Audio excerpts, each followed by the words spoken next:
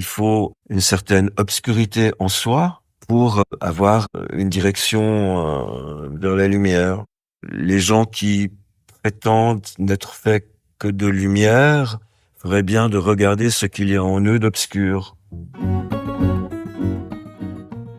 Mona lira et ensemble on frissonnera. Mona lira bien au chaud quand il fait froid.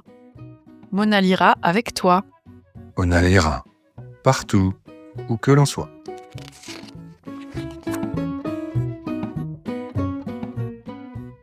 Mona lira avec les yeux, les oreilles ou les doigts. Bonjour, je m'appelle Céline, je suis malvoyante et, signe particulier, j'adore la lecture. J'anime Mona lira, le podcast de la médiathèque numérique accessible monalira.org. Mona lira met à disposition des livres en coloration syllabique, grand caractère, audio avec ou sans texte synchronisé, braille numérique, langue des signes française et plein d'autres formats pour les personnes empêchées de lire les livres imprimés du commerce en raison d'un handicap. Tous les mois, je vous propose 1 heure d'échange avec un auteur, une autrice ou une personnalité du monde littéraire. On y parle des œuvres, de comment elles se créent et de littérature sous toutes ses formes. Parce que la lecture est une passion qui rassemble, quelle que soit notre façon de lire. Pouvoir lire autrement est un droit. Mona lira est la médiathèque numérique qui y pourvoit. Bonjour à toutes et à tous et bienvenue dans le 8e épisode de la saison 1 de Mona lira, le podcast. Aujourd'hui, Mona lira avec Pascal Nordman. Bonjour Pascal. Bonjour Céline. Et nous nous plongerons dans son roman L'homme dans l'homme, un court roman d'1h34 en audio, paru aux éditions Métropolis en version imprimée le 5 novembre 2024, soit presque une année jour pour jour avant notre épisode. Exact. Ce titre s'intéresse à 2 protagonistes qui se trouvent respectivement très intrigants l'un l'autre et qui renferment chacun d'eux 3 personnes différentes à l'intérieur d'eux-mêmes. Un roman construit en poupée russe qu'on se réjouit de découvrir avec son auteur. Pour commencer, Pascal, tu m'as confié en préparation de cet épisode que tu ne te considérais pas comme un écrivain, mais plutôt comme quelqu'un qui écrit. Quelle distinction fais-tu entre ces 2 définitions ? Alors, parce que à partir du moment où vous écrivez, cette étiquette d'écrivain, c'est un masque extrêmement puissant, puisqu'il vous permet à la fois de vous signaler aux autres, c'est-à-dire de vous imposer comme quelque chose de spécial, mais il vous permet aussi de vous imposer à vous-même quelque chose de spécial. Ah, je fais quelque chose de moi. Après, évidemment, ce qui est vertigineux, c'est que quand il s'agit de choses comme celle-là, de masques, on ne sait pas, on ne sait plus, de la même manière que je ne savais pas où j'allais m'arrêter dans mes personnages, à l'intérieur des personnages, je serais bien en peine de dire ce qui en moi est masque et ce qui ne l'est pas. Peut-être qu'après tout est masque, ou rien du tout. Peut-être que c'est l'occasion, avant de plonger directement dans l'ouvrage, de lever quelques-uns de ces masques, puisque tu es un artiste multifacette. Tu es à la fois homme de lettres, donc auteur, mais tu es aussi un homme de théâtre. Tu travailles également à coder et à mettre, par exemple, des images en mouvement, des mouvements cinétiques sur les images. Finalement, est-ce que tu peux lever un peu le voile sur ces différentes facettes de l'artiste très complet que tu es ? Je pense que tout est terriblement lié. Par exemple, dans ce qui est graphique, la peinture, les arts graphiques, je vois du rythme, c'est-à-dire de la musique. Et dans la littérature, je vois aussi du rythme et de la musique, donc des espaces, donc des visions. Ensuite, après tout, quand vous codez, vous utilisez un langage informatique, vous écrivez votre code. Donc vous créez. Donc pour moi, il y a tout me sert, tout est au service d'une idée qui est d'explorer ce qui se trouve entre nous, notre bien commun, nos relations, ce qui nous relie, ce qui fait que nous faisons ensemble un monde. Donc il y a forcément quelque chose entre nous qu'on appelle le monde et que nous formons. Et l'art me sert à explorer cette relation spéciale et bizarre qui fait qu'entre les gens, il y a quelque chose, comme je disais tout à l'heure, ce qui m'intéresse, c'est ce qui intéresse les gens. C'est pas gratuit, c'est pas anodin. Je crois qu'on va mettre le mot anodin comme mot du jour. Ça me permet une magnifique transition, puisque ce que tu dis, ce qui t'intéresse, c'est ce lien entre les gens, et je te propose qu'on entre dans ton œuvre par l'Incipit, donc vraiment le tout début du roman, avec justement quelque chose, on va le voir tout de suite, qui intéresse, qui intrigue chacun de nos deux protagonistes chez l'autre.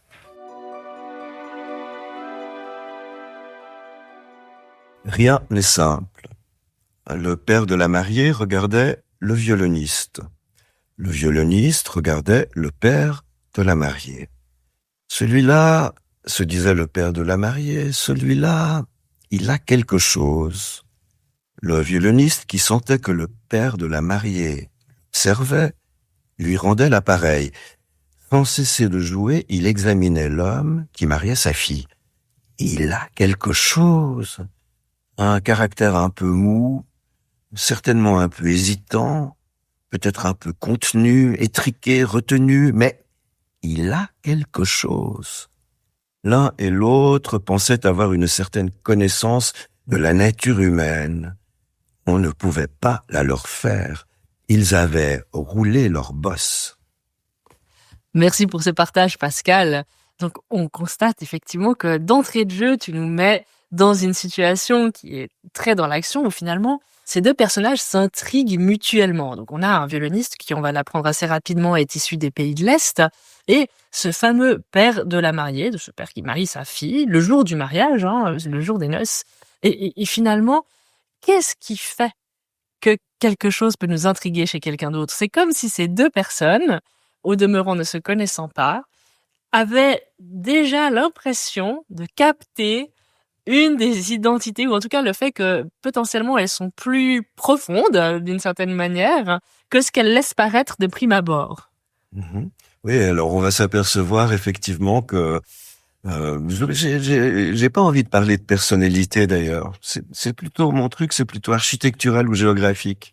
À l'intérieur du père de la mariée se trouve quelqu'un. À l'intérieur du quelqu'un qui se trouve dans le père de la mariée habite quelqu'un. Donc on va s'apercevoir effectivement qu'il y a des raisons d'être intrigué par la personne en face. C'est juste une toute petite introduction à un roman qui est fait de 8 petits romans. Oui, comme tu le dis si bien, on s'intéresse ensuite très spécifiquement à chacune je dirais des strates finalement, qui composent la personnalité première, qui est celle qui est donnée à voir au violoniste d'une part et au père de la mariée de l'autre. Mais finalement, on va finalement descendre en profondeur dans chacun de ces deux individus et se rendre compte qu'ils ont finalement une complexité qui est composée de différentes entités qui finalement font qui ils sont, sans forcément, et là c'est peut-être un point intéressant, qu'ils s'en rendent compte eux-mêmes. Parce que dans ton roman, ce qui est, en tout cas ce que j'ai pu relever et que je trouvais personnellement assez intéressant, c'était le fait que le violoniste, lui, était conscient de finalement son premier niveau de strate, qui est l'inspecteur Pascalini de la Sûreté nationale, l'inspecteur de police. Mais en l'occurrence, le père de la mariée, lui, vit en totale méconnaissance du premier niveau de strate et encore plus évidemment des niveaux inférieurs de sa personnalité qui le composent dans toute sa complexité.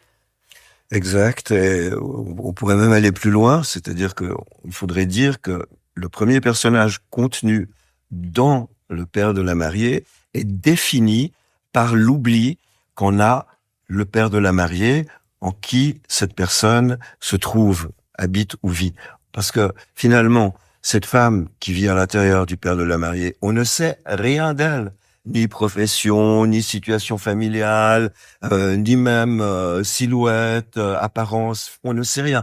On ne sait que deux choses. On sait qu'elle est nue, ce qui est assez étrange, et on sait qu'elle est oubliée. Donc c'est la femme nue ou la femme oubliée, et on n'en sait rien de plus. Donc finalement, cette femme est définie par l'oubli qu'on a, celui en qui elle vit. C'est quand même assez étrange. Mais je voudrais dire encore autre chose. Tu as utilisé le mot personnalité. Moi, je veux bien, mais pour moi, c'est déjà une interprétation de lecteur. Ce n'est pas mon intention. Je n'ai pas cherché à construire 2 personnalités avec 8 personnages, qui seraient donc le père de la mariée et le violoniste. C'était pas mon intention. Mon intention, elle était purement architecturale. C'est-à-dire que ce sont des gens qui se connaissent pas, qui vivent l'un à côté de l'autre, l'un dans l'autre. Mais je disais, ce qui m'intéresse, c'est de chercher ce qu'il y a entre nous, ce qui intéresse les gens, ce qui intéresse l'autre. Et évidemment, je donne du grain à moudre. Et très vite, on va en venir à penser que ce sont des personnalités, qu'après tout le monde est construit de briques et de broc. Mais ce ne sont que des interprétations. Moi, je n'ai fait qu'écrire un petit conte. Sans totalement innocent. Si c'est innocent. Est-ce qu'un auteur est forcément innocent? Mais moi, oui. Indéniablement. Non. Beaucoup de mes confrères sont totalement coupables, mais moi, je suis innocent. En tout cas, tu donnes matière à réflexion et je trouve intéressant parce que à un moment donné, dans le roman, on a Pascalini qui échange du coup avec la personne qui est au même échelon que lui en fait dans cette architecture, qui est la femme nue de son voisin d'en face, et de son voisin de conversation plutôt. Et à un moment donné, il dit non mais moi je suis pas psychologue, je suis inspecteur de police. Et en fait, on constate que cet homme fait potentiellement de l'introspection, en tout cas essaie d'amener cette femme à faire de l'introspection. Il a des méthodes de flic. Il interroge, il veut savoir. Évidemment, ça l'intrigue beaucoup. Cette femme qui vit en quelqu'un qui ne sait pas qu'elle vit en lui. Bon, peut-être qu'il est tombé un peu sous le charme de cette femme aussi, et parce que il n'est pas dans son rôle. Ce n'est pas une criminelle en face de lui. C'est pas une enquête de police. Il y a aucune raison de l'interroger. Pourquoi l'interroge-t-il ainsi? Sans doute que c'est révélateur d'un certain vide en lui, d'une certaine recherche de quelque chose. En plus, alors bon, mais comment dire, de toute manière, encore une fois, ce que l'on est, ce que l'on n'est pas, c'est très très compliqué de le dire.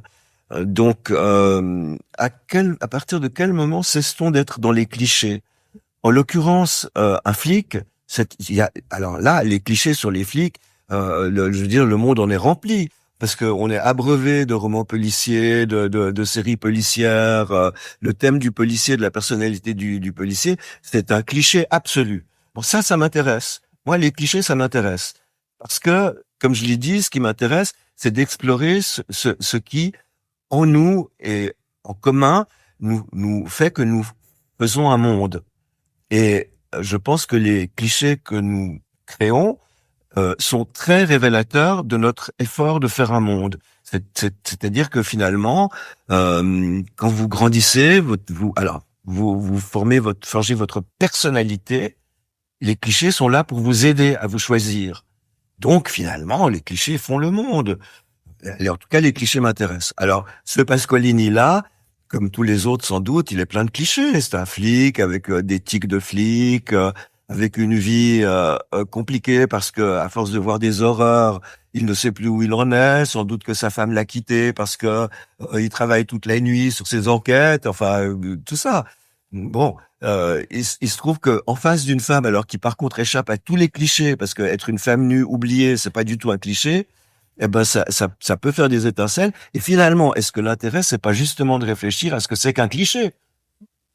Je te propose qu'on y réfléchisse très activement en partageant l'extrait qui parle justement de cette femme nue, un moment significatif puisque justement elle décide de se livrer à cet inspecteur Pasqualini qu'elle ne connaît ni d'Ève ni d'Adam finalement, qu'elle rencontre pour la première fois, mais elle sent ce besoin de lui parler, de lui ouvrir de lui ouvrir sa vie, de lui expliquer son mal-être aussi et de le mettre au courant de sa situation de femme finalement oubliée. Si elle avait envie de se raconter, elle avait envie de lui dire que le père de la mariée l'ignorait, qu'il ne savait pas qu'elle était en lui. Mais pourquoi se raconter à lui qu'elle ne connaissait que depuis quelques minutes? Pourquoi cette soudaine envie de se raconter? Elle ne pouvait pas savoir que dans le métier de Pasqualini, faire parler les gens, c'est une obsession, à tel point que c'était devenu une habitude, pour ainsi dire un automatisme. C'est une bien jolie chambre. Il s'était penché en avant. Vous aimez? On l'a aménagée à mon intention, mais c'était sans le savoir. Voilà, elle l'avait dit. Sans le savoir? Vous voulez dire que celui en qui vous vivez ignore que vous êtes en lui? Vous voulez dire que cet homme dans lequel vous habitez ne sait pas que vous avez pris une chambre en lui? Vous êtes la locataire d'un propriétaire qui ne sait rien de vous? Cela s'était remis en marche. Les vieux réflexes, le pli du métier. Faire parler les gens, les sonder, les travailler jusqu'à ce qu'ils avouent. Il prit conscience de ce qu'il venait de dire. « Pardonnez-moi, je ne veux pas être indiscret. » Elle se penchait sur les restes de la fête qui séchaient devant les yeux de celui en qui elle vivait. Le ciel se déchire. Il pourrait faire soleil. Elle n'avait parlé du soleil que pour éviter de parler d'elle.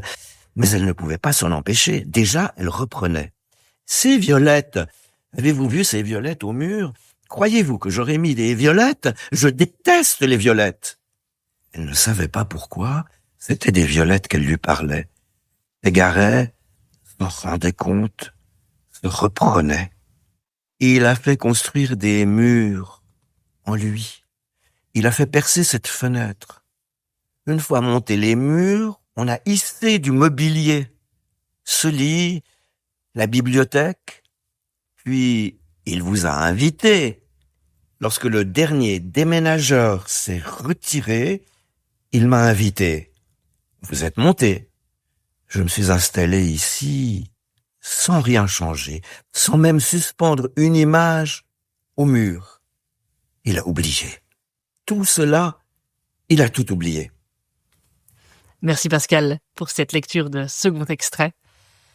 On le constate, ce propriétaire, le fameux père de la mariée, a complètement cloisonné cette femme nue, en lui, au point d'avoir mis en place un environnement qui ne lui correspond pas vraiment non plus. D'ailleurs, il l'a fait peut-être à son image à lui. On ne sait pas finalement parce que tout ça est très très flou.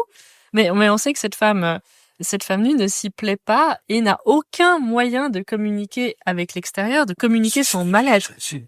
Ça va être l'enjeu, ça va être l'enjeu finalement. Oui, c'est vrai. Alors, pas avec lui, mais c'est vrai. D'ailleurs, elle fait la fête, puisque tu parles dans le roman du fait qu'elle est sortie la veille et elle a dansé toute la nuit. Et qu'elle ennuie passablement son voisin du dessous, du coup, autre strate. Mais ça, on va pas tout dévoiler. Mais effectivement, ce qui la pèse énormément, c'est le fait qu'elle n'arrive pas à communiquer ou qu'elle n'avait jamais réussi à faire jusqu'à maintenant, en tout cas, communiquer le fait que son propriétaire, vraiment, et là c'est vraiment l'enjeu, l'est complètement laissé dans un coin qui en plus ne lui correspond pas vraiment. Il l'a oublié, c'est ça qu'elle supporte pas, c'est d'être une femme oubliée, c'est d'avoir été oubliée, mais surtout ne me demandez pas pourquoi.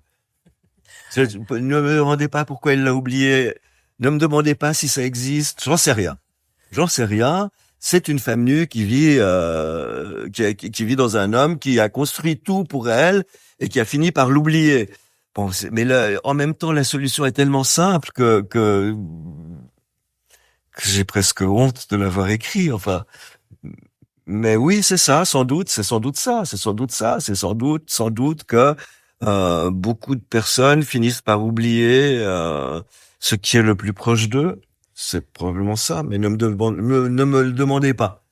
Ce qui est intéressant, c'est que à plusieurs reprises, tu évoques le fait que le violoniste qui discute avec le père de la mariée remarque quelque chose de potentiellement féminin chez ce monsieur. Enfin, il y a quelque chose qui mine de rien passe à la surface. On ne sait pas trop, c'est indéfini, mais il ressent cette espèce de féminité qui est évoquée à plusieurs reprises. Et j'ai envie de dire que en plus de peut-être de ces réminiscences comme ça, peut-être qui sont involontaires, il y a dans ton roman un point, enfin quelque chose qui est très important au niveau, je trouve, de l'ambiance de l'écriture et de l'ambiance du récit en général, c'est l'humour. Tu ponctues beaucoup le récit d'humour et il y a énormément de passages. Alors tu dis oui, cette femme nue est oubliée. Certes, elle est oubliée, mais quand même, à un moment donné, on a Pasqualini qui dit, ah, bah, quand même, ça doit être pratique d'avoir une femme nue en soi. Et elle dit, ah, bah oui, évidemment, hein, comme ça, on n'a pas besoin d'aller la chercher trop loin. Mais pourtant, d'un côté, on va pas la chercher trop loin et en même temps, elle est oubliée. C'est assez paradoxal. Oui, mais le monde est paradoxal et drôle. Le monde est drôle. Tout dépend du regard qu'on porte sur le monde. De toute façon, l'humour est la politesse du désespoir. Enfin, mais disons que pour faire passer des choses un petit peu étranges, un peu compliquées, des doutes, des gens qui sont des hommes mais qui ont quelque chose de féminin, des hommes qui en vieillissant deviennent des femmes, que rien n'est simple, ça commence par rien n'est simple. Eh bien comme c'est des thèmes un peu compliqués, l'humour facilite le passage de ces choses difficiles. La littérature c'est aussi du divertissement. Enfin, c'est par le divertissement que on peut faire passer quelque chose. Donc l'humour est important. Et puis de toute façon chez moi ça sort. Alors je peux pas le C'est important, je pense que c'est très bien que tu le laisses sortir. En tant que lectrice et lecteur d'ailleurs, on ne peut qu'apprécier le fait que l'humour jaillisse parfois quand on s'y attend le moins. Et du reste, il y a un personnage qui est très évocateur également de cet humour. Je pense qu'il y en a deux. C'est d'une part l'assassin en devenir, l'assassin qui n'a pas encore accompli son meurtre, donc qui n'est pas encore vraiment un assassin, mais qui se cherche, qui lui vit à l'intérieur de la femme nue, justement, qui est consciente de l'existence de son voisin parce qu'elle fait régulièrement des rêves où la mort s'invite, que ce soit des morts d'animaux tués à la chasse ou voilà des morts violentes de manière générale. C'est la manière qu'a c'est ce voisin du dessous de s'incruster finalement dans la vie de la femme nue. Mais on a aussi tout au fond de notre violoniste, une voyante qui lit l'avenir pour les autres, mais pas pour elle-même. Mm-hmm. Oui, alors la voyante lit l'avenir très bien parce que elle a compris une chose, elle a compris que l'avenir ce n'est que du présent qui continue. Donc elle est effectivement totalement capable de prédire l'avenir, sauf pour elle. Voilà, ne me demande pas pourquoi. Je me demande pas pourquoi. Peut-être que là, oui, enfin, je vais répondre puisque on me le demande sans me le demander. Peut-être que c'est simplement une manière d'exprimer ma propre impuissance par rapport à mon propre devenir ou au devenir de mon monde ou de ce qui se trouve autour de moi. Voilà. Mais le fait est que elle lit très bien l'avenir. D'ailleurs, elle déteste l'avenir en plus. Mais elle en vit.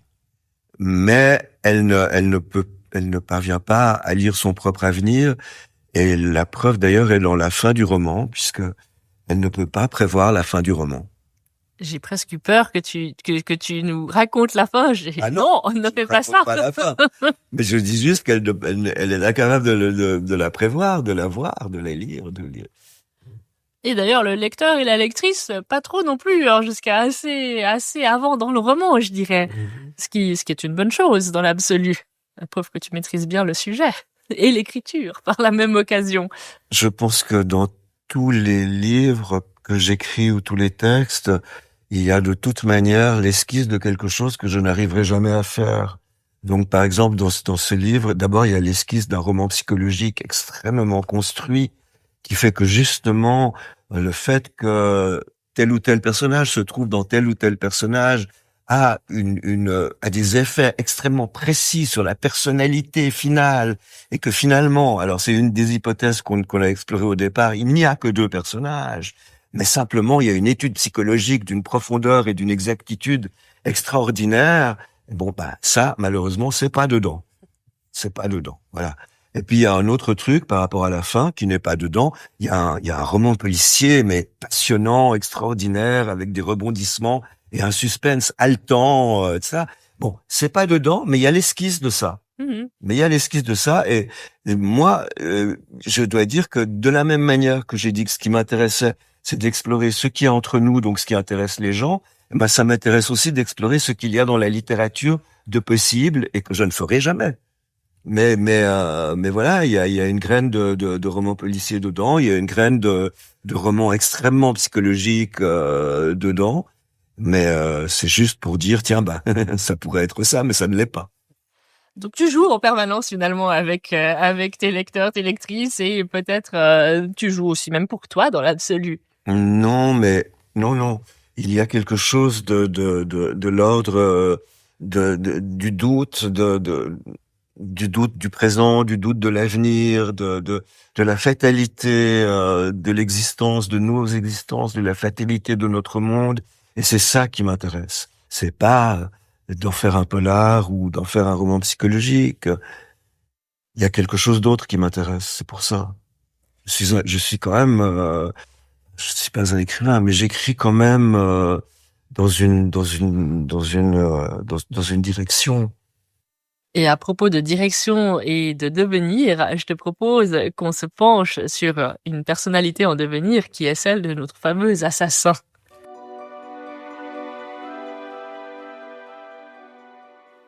Tout était si compliqué. Rien de pire que de devoir devenir ce que l'on est. Comme 1000 fois, comme 100 fois, il ressassait l'assassin. Certaines personnes naissent lorsqu'elles viennent au monde. Pourquoi n'était-ce pas son cas? Assassin, c'est une vocation. Mais alors, pourquoi n'était-il pas encore ce qu'il était? Et s'il n'était pas ce qu'il était, d'où tirait-il la certitude de savoir ce qu'il était? Et s'il était né ce qu'il était, comment était-il devenu ce qu'il n'était pas? Pourquoi lui fallait-il courir pour venir au monde une deuxième fois? Certains matins, il ressentait pleinement combien sa situation était inconfortable. Un homme incomplet, une ébauche. Merci pour la lecture de ce 3e extrait, Pascal. J'aimerais bien pouvoir t'entendre sur le travail d'écriture, notamment autour de cet extrait. Moi, j'ai été très, très sensible aux allitérations. Et je trouve que dans ton texte, au-delà même du texte, enfin du fond évidemment du texte dont on va discuter, il y a vraiment un joli travail dans ton écriture autour de la sonorité, de la poésie aussi, qui est très prégnant dans le roman. On n'a pas choisi d'autres extraits, mais tu donnes vie au jour et à la nuit aussi, qui deviennent des personnages à part entière, où tu joues beaucoup avec les mots, sur les mots. Qu'est-ce qui t'amène à insuffler de la poésie, et comment tu travailles ton texte pour justement lui donner ses talents? Je crois que j'ai un certain sens de la musique, de la langue. Je crois que j'ai un certain sens de la, je sais pas d'où ça vient, mais je sais que si je prends une phrase, je peux la réécrire 20 fois, 25 fois, et l'entendre sonner chaque fois un tout petit peu différemment. Et alors, ce qui donne d'ailleurs, alors pour répondre sur la question de la méthode, ma méthode est la pire au monde, c'est la méthode de l'escargot qui râpe une feuille de salade. Les escargots ont une espèce de râpe dans le gosier, comme les vaches d'ailleurs, les vaches aussi. Et pour manger, eh bien ils râpent ce qu'ils mettent dans leur bouche. On appelle ça ruminer. C'est passionnant ce podcast, je découvre des choses en t'interviewant. Oui, les vaches ont ce truc-là et les escargots aussi. Et moi je fais pareil. Donc ça veut dire que je réécris quoi. C'est la méthode la plus stupide et la plus pénible qui existe au monde. Je réécris jusqu'à ce que les phrases aient un certain équilibre et jusqu'à ce que la thématique soit claire dans la phrase. Il peut m'arriver d'avoir au départ une demi-page et de la réécrire tellement souvent que ça donne un livre. mais tout est dans la demi-page. Personne ne le voit, mais moi je le vois. Mais enfin, je le vois plus ou moins. Si je le voyais vraiment, ça irait très vite. J'aurais pas besoin de faire comme les escargots et les vaches. Et finalement, j'ai envie de te dire, comment tu sais, à quel moment tu sais que ta phrase est bonne, puisque tu l'as réécrit un nombre impressionnant de fois, à quel moment du processus tu te dis, là, je tiens la bonne tournure, la bonne phrase, le bon tempo. Bah, à un moment donné, ça s'arrête. Et alors là, il y a deux solutions. Ou bien c'est tellement mauvais qu'il faut absolument tout enlever, déchirer et ne pas y revenir. Ou bien c'est bon. C'est radical, hein, c'est blanc ou noir. Bah oui. Bah, c'est-à-dire c'est pas des actions qui ont beaucoup de conséquences. C'est pas parce que je déchire une page que le monde va s'arrêter de tourner, ou que tel ou tel parti politique va gagner telle et telle élection. Ça n'a aucune importance. Donc, à un moment donné, il faut être radical. Et à un moment donné, donc tu parles là on va revenir sur le fameux assassin de l'extrait. C'est difficile de devenir qui l'on est, de naître une deuxième fois. Finalement, on pourrait peut-être aussi faire le parallèle avec le fait de devenir écrivain. Qu'est-ce que c'est devenir écrivain? Ah bah oui, hein, c'est surprenant. J'y avais pas pensé. Bien sûr, oui. Bien sûr. Alors ça c'est l'autre truc, c'est que on se dit tout le temps qu'on écrit, que c'est une activité sportive, comme les autres, un peu plus pénible, c'est tout, mais qu'il y a des éléments tangibles et que donc c'est rationnel, et puis que finalement on n'a pas grand-chose à faire là-dedans, un peu comme un électricien qui montrait des circuits, quoi. Et c'est absolument pas vrai. Parce que on n'écrit qu'avec la matière qui sort de soi et qui est son vécu. Alors effectivement, la phrase sur le devenir ce que l'on est et la vocation, c'est mon expérience pour développer une écriture. Oui, bien sûr, c'est ça. Bravo. Vous avez gagné, bingo. Alors c'était pas volontaire, mais du coup j'ai envie de te dire finalement pour toi quel a été le processus finalement? Qu'est-ce que tu as mis en place comme cet assassin en devenir finalement qui on va pas en parler trop dans les détails, mais se documente beaucoup, réfléchit à comment il va pouvoir commettre l'assassinat parfait, etc. Finalement comment est-ce qu'on devient écrivain? Comment est-ce qu'on se prépare à endosser ce rôle et puis est-ce que ça nous tombe dessus finalement? Bah, d'abord, il faut avoir le désir, donc l'amour des mots, l'amour de la lecture, l'amour des mots. Et puis après, il faut du courage, quoi. Et le courage et ténacité. Courage et ténacité, c'est effectivement, j'ai dit, écrire, c'est sportif. Et c'est probablement un des sports les plus compliqués, et déjà rien que par le fait que ça se passe dans la solitude absolue. Alors que malgré tout, il y a les sports d'équipe, et puis il y a des fédérations sportives. Enfin, il y a aussi des fédérations d'écrivains. C'est peut-être un peu semblable finalement. Hum. Mais oui, voilà, courage. C'est le courage. Et le courage et le fait et la cruauté. Le courage et cruauté. Cruauté parce que il faut toujours se dépasser. Mais ça, c'est aussi une thématique sportive. C'est aussi en partie une des thématiques qu'on retrouve dans les questionnements de ton assassin dans l'absolu. Laisser sa marque, comment faire en sorte qu'on reconnaisse l'assassin en question, comment se démarquer.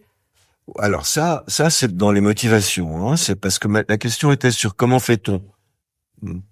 Alors ça c'est la question des motivations. Alors ça c'est encore tout un autre chapitre. Qu'on va pas forcément dévoiler à nos lecteurs et lectrices en devenir, parce que s'ils n'ont pas encore lu le livre, ce serait dommage de trop le gâcher. Tu mentionnes cet assassin, mais il y a aussi une personnalité que moi je trouve très intéressante dans ce roman, en dehors de celle qu'on a déjà mentionnée, c'est-à-dire à peu près toutes. On a Thomas Rank. Donc Thomas Rank, qui vit dans Le Violoniste et qui est qualifié par l'ensemble des protagonistes de ce roman qui parlent de lui d'idiot. Sauf que quand on étudie, quand on est confronté à la personnalité de ce Thomas, on constate que c'est assez loin d'en être un. Alors certes, il est dyslexique, très profondément dyslexique, mais en l'occurrence, c'est quelqu'un qui a une grande culture générale, qui adore la Grèce antique, la Rome antique, etc. et qui, à partir du moment où il a été mis en échec par le fait de buter sur les 2 P du mot pommier quand il était à l'école, a appris le grec ancien, a appris, j'ai un petit doute maintenant sur l'hébreu peut-être. Enfin, en tout cas, il a appris un tas de connaissances qui sont pas forcément à la portée de tout le monde, mais malgré tout, il est considéré comme étant un idiot, car rêveur, car un peu dans son monde. Et dyslexique. Et dyslexique. Oui, eh bien, oui. Souvent, ce sont justement nos manques et nos terreurs, nos paniques, ce qui nous manque, qui fait que c'est là que réside notre force. Et en l'occurrence, c'est dans son handicap, puisqu'il est dyslexique, bègue, qu'il n'a pas pu faire l'école, etc. C'est dans son handicap qu'il va développer sa culture, sa réflexion, parce que c'est vrai qu'il a appris le grec ancien, probablement tout seul, alors qu'on le considère comme un idiot, mais surtout c'est quelqu'un qui réfléchit à l'évolution des choses, puisqu'il compare la Grèce antique avec l'époque à laquelle il vit, en y voyant un continuum. Il a développé une réflexion, et probablement que ce que j'ai voulu dire avec ce personnage, c'est ça, c'est que il faut une certaine obscurité en soi pour avoir une direction vers la lumière. C'est probablement ce que j'ai voulu dire. Alors, disons plus méchamment encore, les gens qui prétendent n'être faits que de lumière ferait bien de regarder ce qu'il y a en eux d'obscur. Très probablement, tout le monde a une part d'obscurité en soi, et c'est très important de la connaître d'ailleurs, a priori. Ce qui demande de l'introspection, ce qui n'est pas donné à tout le monde. Oui. Enfin, alors ce qui m'intéresse, c'est l'idée que d'interroger, quand on tombe sur de la lumière, d'interroger cette lumière pour savoir où est sa part d'ombre, et ne pas croire que la lumière sur laquelle on tombe est forcément bâtie sur de la lumière. Donc d'aller voir derrière le décor. D'aller gratter. Ce que tu fais d'ailleurs tout au long de ce roman, en entrant dans les strates progressives des propriétaires qui ont des locataires, qui ont eux-mêmes des locataires, qui ont des locataires. Disons que quand on appelle ce personnage-là l'idiot, on ferait bien d'aller voir derrière. Parce que justement, c'est pas un idiot. Mais complètement. Et d'ailleurs, tu me disais que ce personnage-là t'avait été un peu inspiré par une expérience personnelle, en l'occurrence. On connaît tous des gens qui ont on connaît tous des gens qui ont des difficultés de développement, des difficultés à apprendre la lecture, l'écriture, etc. Mais effectivement, j'ai croisé un adolescent qui avait un grand amour pour la Grèce antique et qui a eu besoin d'années et d'années et d'années de cours particuliers pour pouvoir écrire, et qui a encore toujours de la peine à écrire. Et effectivement, c'est une personnalité. Quand on regarde un petit peu, on ne peut pas s'empêcher de se dire que cette personne a des facultés que personne d'autre ne possède que lui, même s'il a des manques qui sont évidents, et il a d'autres facultés que très peu de gens ont. C'est vrai. Je connais quelqu'un comme ça. Je pense que tout le monde connaît quelqu'un comme ça, et qui des fois en plus sont des personnes qui ne sont pas conscientes elles-mêmes de leur propre malheur. Ce qui arrive. J'aimerais bien revenir avant, parce le temps avance dans ce podcast, et tu nous apprends énormément de choses. Peut-être au premier niveau du récit, finalement, sur le violoniste et le père de la mariée, parce qu'il y a un point qu'on n'a pas encore abordé en échangeant, c'est le fait que ces deux hommes, et particulièrement le père de la mariée, est en fuite. Alors, le violoniste, on ne sait pas trop, mais il l'accompagne dans tous les cas, et en fait, il fuit ce mariage, il fuit la noce, et moi, j'ai presque envie de dire, le père de la mariée, à la fois, il y a cette fuite très concrète de la noce, du départ, il dit pas au revoir à sa fille, qui part avec son conjoint, etc. On a presque l'impression qu'au-delà de la fuite très concrète de géographique, pour le coup, d'un lieu A à un lieu B, cet homme se fuit lui-même. Oui. Effectivement, c'est un homme qui est arrivé à un moment de son existence où il a besoin d'autre chose. Il a besoin d'aller ailleurs, de trouver autre chose. Effectivement, il se trouve en plus que la personne en face de lui a des véritables raisons de fuir. Mm. Il fuit pour sauver sa vie, alors que l'autre fuit pour sauver son existence. Ça va nous permettre de parler de l'existentialisme et de Jean-Paul Sartre. Non, l'un la vie et l'autre. Et l'autre. On pourrait, mais si on parle de Jean-Paul Sartre maintenant, on n'est pas prêt de terminer l'autre échange. Voilà. L'un a son existence et l'autre sa vie. Donc l'un a son mode de vie, son mode d'exister, la manière dont il se nourrit jour après jour spirituellement, si j'ose dire, et l'autre sa vie biologique. Et au final, on vous laissera découvrir ce roman qui n'est finalement ni un roman psychologique, ni un roman policier, qui est parfois un roman un peu surréaliste, qui est un roman qui est doté, c'est certain, de beaucoup de poésie, et qu'on vous laissera évidemment savourer dans son intégralité, en espérant que les extraits que Pascal vous a lus vous donneront envie de vous y plonger avec beaucoup de bonheur. En tout cas, nous, on a eu beaucoup de plaisir à découvrir le roman de Pascal, L'homme dans l'homme, qui est paru l'année dernière, donc en novembre 2024, le 5 novembre très précisément. Mais avant de clôturer ce podcast, nous avons 2 rubriques dans notre podcast littéraire mensuel. D'une part, c'est un livre dans ta pile. Pascal, nous, on aime bien savoir, Mona lira un livre dans ta pile très volontiers. Qu'est-ce qui se trouve dans ta pile à lire en ce moment? Alors mes piles sont un peu constantes, hein, c'est des piles qui durent très longtemps parce que je lis, relis.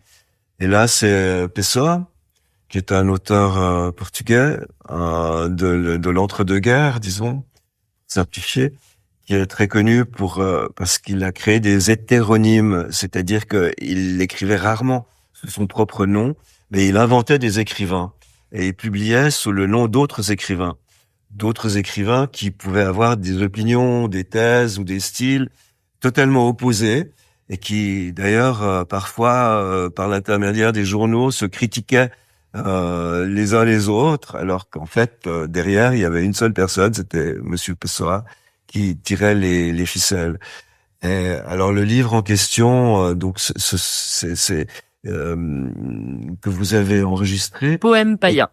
Poème païen, est extrêmement complet. Il y a des poèmes dedans que je n'ai pas lus personnellement. Il y a des auteurs dedans, enfin donc des hétéronymes. Ce ne sont pas des auteurs, c'est des inventions de Pessoa que je ne connais pas. Mais et il y en a 2 dedans, mais j'ai pas les noms en tête. Oui, je ne citerai pas leurs noms, qui sont des poètes, alors païens, c'est-à-dire, disons, des poèmes du mysticisme, mais d'un mysticisme contemporain, et qui sont effectivement très opposés l'un l'autre. Mais ce qui est extraordinaire, c'est que chez Pessoa, on a 2 thèses qui n'ont rien à voir l'une avec l'autre, et qui sont toutes les 2 défendues, non pas avec habileté ou justesse, mais avec génie. Il est génial quand il dit blanc et il est génial quand il dit noir. Et il est génial, ça veut dire qu'il surprend. Ça veut dire que il ne répète pas quelque chose qu'il a entendu, même si au fond on peut le remettre ça dans le cadre de certaines attitudes, etc. Mais il va plus loin. Il amène de soi dans des personnages, dans des œuvres qui n'ont rien à faire l'une avec l'autre. Et donc cette matière, le paganisme, comme l'a appelé la personne qui a rassemblé ces textes, hein, finalement, c'est une manière absolument extraordinaire de voir l'existence qui transparaît là derrière.